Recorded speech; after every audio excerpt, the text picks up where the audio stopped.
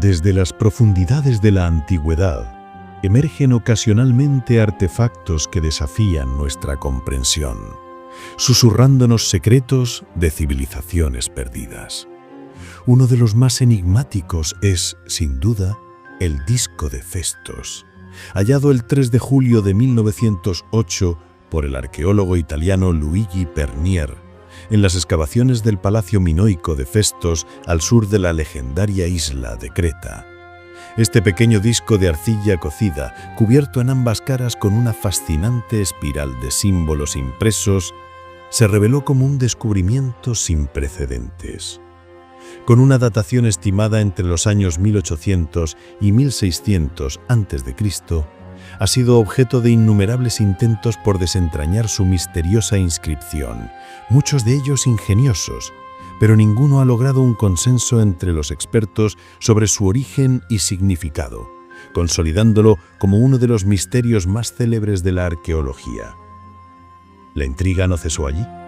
En diciembre de 1992, en la distante ciudad de Vladikavkaz, en Osetia del Norte, Rusia, a casi 2.000 kilómetros de Creta, se encontró otro fragmento de disco con símbolos asombrosamente similares, añadiendo una capa más al enigma. Es un mapa astronómico portátil, un calendario lunisolar, un antiguo juego de mesa similar al Senet egipcio, el texto de un himno religioso o quizás material educativo.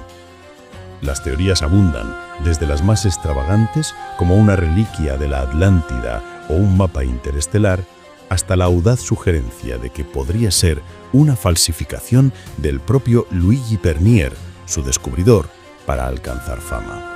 Pero antes de sumergirnos en estas fascinantes conjeturas, es fundamental comprender la naturaleza de este objeto que ha cautivado a generaciones de investigadores y soñadores. Bienvenidos a la mirada del vigilante.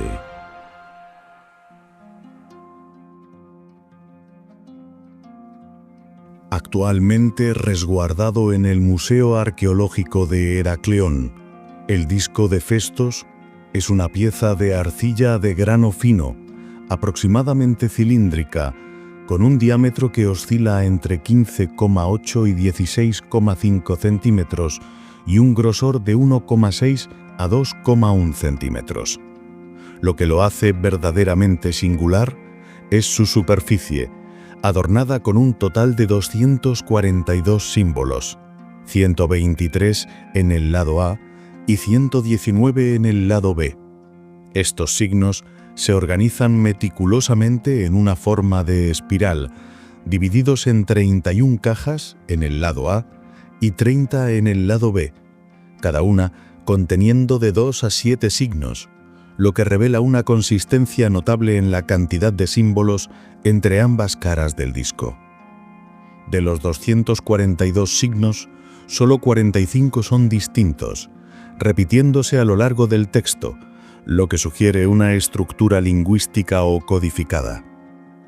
Las imágenes representadas son sorprendentemente claras y evocadoras de la vida cotidiana y el contexto histórico de la época.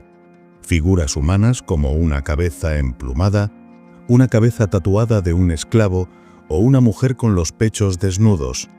Animales como una paloma, un gato, una cabra, una abeja o un atún. Plantas como una margarita, una vid o un lirio. Y objetos como una flecha, un casco o un escudo redondo. Curiosamente, el símbolo de la cabeza emplumada es el más recurrente, apareciendo 19 veces, seguido de cerca por el casco, 18 repeticiones, y el escudo, 17 repeticiones. Lo más revolucionario y a la vez sospechoso para algunos es que los símbolos del disco no fueron grabados a mano, como era la costumbre, sino impresos individualmente en la arcilla blanda utilizando tipos o sellos en relieve. Esto permitía borrar y reimprimir signos, un detalle visible en varias áreas del disco. Esta técnica convierte al disco de Festos en el primer documento impreso conocido de la historia, adelantándose aproximadamente en 2000 años a sistemas similares documentados en China en el siglo VI. Esta extraordinaria particularidad, junto con el excelente estado de conservación del disco, llevó a ciertos escépticos, incluido el prestigioso comerciante de antigüedades Jerome Eisenberg, a sugerir que Pernier podría haberlo falsificado. Sin embargo, la gran mayoría de expertos hoy día creen en su autenticidad, respaldada por evidencias como haber sido encontrado junto a una tablilla genuina escrita en lineal A, la presencia de correcciones del escriba en el disco que no tendrían sentido en una falsificación, y el hallazgo en 1935 de una labris o hacha de doble filo en la cueva de Arcalojori, Creta, con 15 signos que guardan notables similitudes con los del disco, incluyendo la icónica cabeza emplumada. Además, se han encontrado otros objetos, como un jarrón en Cnosos con un sello idéntico al símbolo del escudo del disco de Festos. Con la autenticidad del disco de Festos ampliamente aceptada, la pregunta central sigue siendo su significado. En este contexto, una de las teorías más recientes y respetadas es la propuesta en 2014 por Gareth Owens, un lingüista del Instituto Educativo Tecnológico de Creta, y John Coleman, profesor de fonética en Oxford. Su hipótesis se enmarca en el estudio de las escrituras minoicas, el lineal A, empleado del siglo XIX al XV a.C. para escribir la lengua minoica autóctona, aún no descifrado por desconocerse dicha lengua, y el lineal B, usado entre los años 1450 y 1200 a.C., que sí ha podido ser descifrado al emplearse para escribir el griego micénico temprano. Owens y Coleman sugieren que el disco de Festos es un precedente del lineal A, un ejemplo de jeroglíficos cretenses, el sistema de escritura minoico que precedió al lineal A. Según ellos, el disco combina logogramas, símbolos que representan palabras o conceptos, y símbolos silábicos, tal como ocurre en el lineal A y B. Han encontrado similitudes entre los símbolos del disco y los del lineal A y B, incluso proponiendo sonidos silábicos para algunos de ellos. Es más, Owens y Coleman aseguran que el disco de Festos podría ser una plegaria a la diosa madre minoica, identificando en él las palabras Ike y Aka, que interpretan como gran dama importante y madre embarazada respectivamente. A pesar de la influencia de esta hipótesis y de que afirman poder leer el 90% del disco, aún no ofrecen una interpretación definitiva de su significado. Si bien la mayoría de los expertos concuerdan en que el disco probablemente sea una forma de escritura de la lengua minoica, otras teorías lo han vinculado con el griego antiguo, el jónico, los jeroglíficos de Anatolia, el atita, el protogeorgiano o incluso lenguas semíticas o documentos egipcios. Otra corriente de pensamiento defiende que los símbolos del disco de Festos pertenecen a un tipo de escritura exclusivamente ideográfica, donde cada símbolo representa un concepto o mensaje simple, como los caracteres chinos o los jeroglíficos egipcios en sus orígenes. Según esta visión, un símbolo de mujer, por ejemplo, significaría simplemente mujer, madre o esposa y no un sonido. Sin embargo, la mayoría de los lingüistas se inclinan por la idea de que el disco es un silabario, donde los símbolos representan sílabas, una conclusión respaldada por la proporción de 45 símbolos distintos en un texto de 242 signos típica de este tipo de escritura. Dentro de esta teoría ideográfica, aunque minoritaria, destaca la ambiciosa propuesta del investigador ruso Vitaly Surin, quien en 2013 publicó un extenso trabajo ofreciendo una traducción completa del disco de Festos. Su método se basa en la lógica clásica, la intuición y la deducción, partiendo de la identificación de la imagen, luego su significado semántico. Por ejemplo, una maza de guerra podría significar protección más allá de arma, y finalmente la combinación coherente de los significados. Así, según Surin, la caja A26, compuesta por los símbolos de un hombre joven, un escudo redondo, una maza de guerra y un hombre en movimiento, se traduciría como «todo hombre debe ser capaz de proteger». La interpretación global de Surin revela que el disco es un código de conducta para el hombre, un compendio de deberes y principios que abarcan desde la concepción de hijos y provisión familiar hasta el cultivo de la tierra, el comercio, el encendido del fuego del conocimiento, el cuidado de la casa y los niños, el respeto a las mujeres embarazadas y a los ancianos, la transmisión del saber y el fomento de la agricultura y la pesca. Para Surin, el lado B se enfoca en el deber del hombre de concebir y proveer para su familia, aprender a cultivar, comerciar, vestir, alimentar, encender el fuego del conocimiento y cuidar la comida espiritual y las tierras fértiles, así como el cuidado de la mujer, la casa y los niños, la crianza de los hijos, la atención a la cerámica, la cocina y el amor y enriquecimiento espiritual de la esposa, asegurando la transmisión del conocimiento y la prosperidad marítima.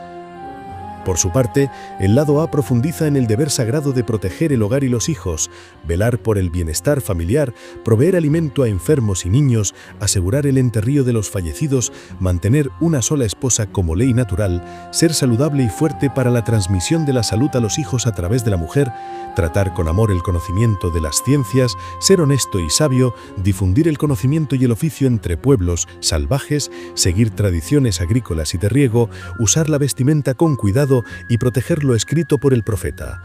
Aunque la propuesta de Surin es innegablemente creativa, original y fascinante, sigue siendo una hipótesis más, cuya veracidad no puede ser demostrada debido a la ausencia de un corpus documental extenso para comparaciones o una piedra de Rosetta para sus jeroglíficos, careciendo de fundamentos sólidos para una aceptación definitiva.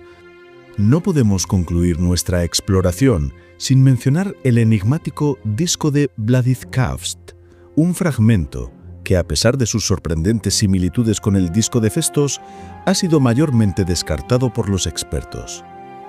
Descubierto en diciembre de 1992 en el sótano de una casa en Vladikavkaz, Rusia, fue llevado al museo local, pero tras ser examinado en 1996 por el doctor Vladimir Alexandrovich Kuznetsov, desapareció misteriosamente en 2001 sin dejar rastro, dejando solo algunas fotografías para su estudio.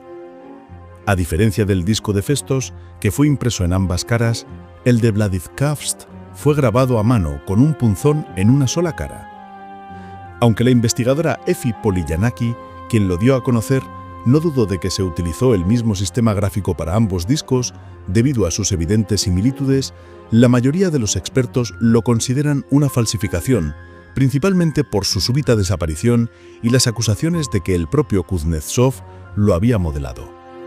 De este modo, y muy a nuestro pesar, el disco de Vladikavkaz no aporta pruebas significativas para resolver el misterio del disco de Festos. Así, el disco de Festos, desde su hallazgo en 1908, permanece como un enigma sin resolver, un objeto que, a pesar de los centenares de teorías desarrolladas por investigadores de todo el mundo, sigue generando las mismas preguntas cruciales. ¿Cuál es su significado y cuál fue su propósito original?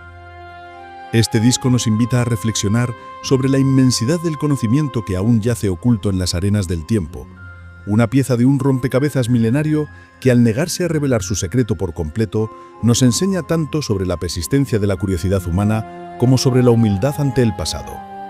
Su existencia es un recordatorio de que algunos misterios no están destinados a ser resueltos por completo, sino a inspirar la imaginación y la búsqueda incesante de la verdad.